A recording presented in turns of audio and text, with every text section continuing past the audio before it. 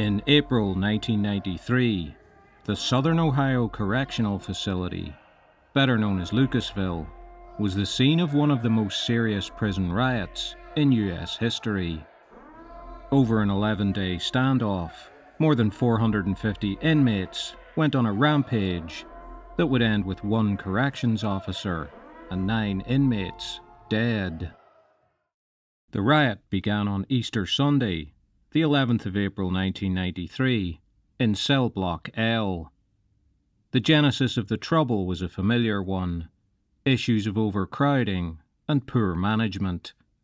Added to that was an explosive grievance among Muslim prisoners, who objected to undergoing tuberculosis testing, as the process violated their beliefs concerning the consumption and handling of alcohol. As a result, an unusually united and dangerous coalition of groups came together. The Aryan Brotherhood, Gangster Disciples, and the Muslims formed a leadership council that exerted total control over the facility for the duration of the standoff.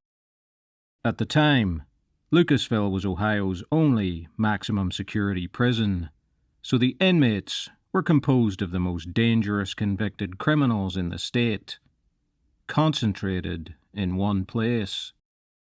In the initial melee, 8 prison guards were taken hostage. Then came the score settling. Within hours of the riot starting, 5 inmates, who had been labelled informants, were beaten to death, their bodies placed in the prison yard.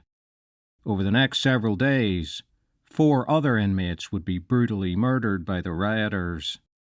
There's lots more to come in this video, but please consider liking, subscribing to the channel, and sharing. And please consider supporting my work with a PayPal donation. The link is in the description. Thank you. Lines of communication were set up between the Leadership Council and the authorities, who had gathered with police units outside.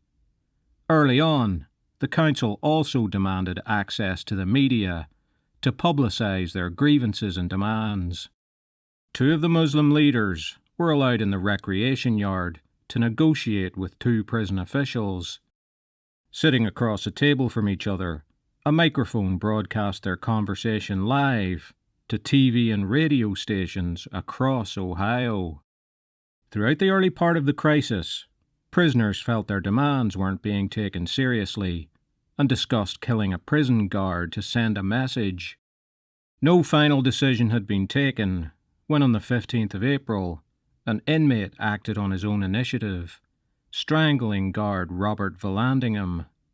On the same day, a police helicopter crashed near the prison, although the occupants survived.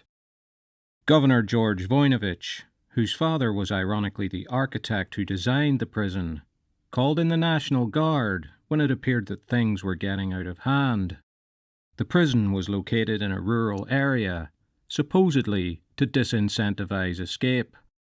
This meant that the National Guard, at times 1,000 strong, were forced to bivouac in fields, barns, and anywhere else they could find. Following the murder of the officer, negotiations intensified. Officials agreed to review the complaints of the inmates, including the religious objections. By this time, around 350 inmates had walked out of the prison, leaving around 60 still inside. After a release of 5 hostages late in the day of the 20th of April, the remaining prisoners surrendered. When authorities and the media entered the facility, they discovered the rioters had caused more than $40 million in damage. The smell of burnt mattresses was said to have lingered in the building for years afterwards. The inmates believed that during the negotiations, they had secured an amnesty, but 50 inmates faced charges, 47 of whom were convicted. 5 inmates, known as the Lucasville 5, were sentenced to death for their role in the mayhem. They have protested their innocence, but remain on death row. Following the crisis, the Ohio government spent millions of dollars to improve the state's prisons. But as hard economic times hit the U.S. in the late 1990s and early 2000s, the state reduced much of this additional funding. The state also agreed to pay a total of $4.1 million in compensation to the families of the inmates who were murdered. The Lucasville Riot illustrates again the age-old conundrum of prison systems everywhere. Where is the fine line between the ethical and humane treatment of prisoners and legitimate punishment of dangerous, unreformable psychopaths? Straying too far either side of that line costs lives.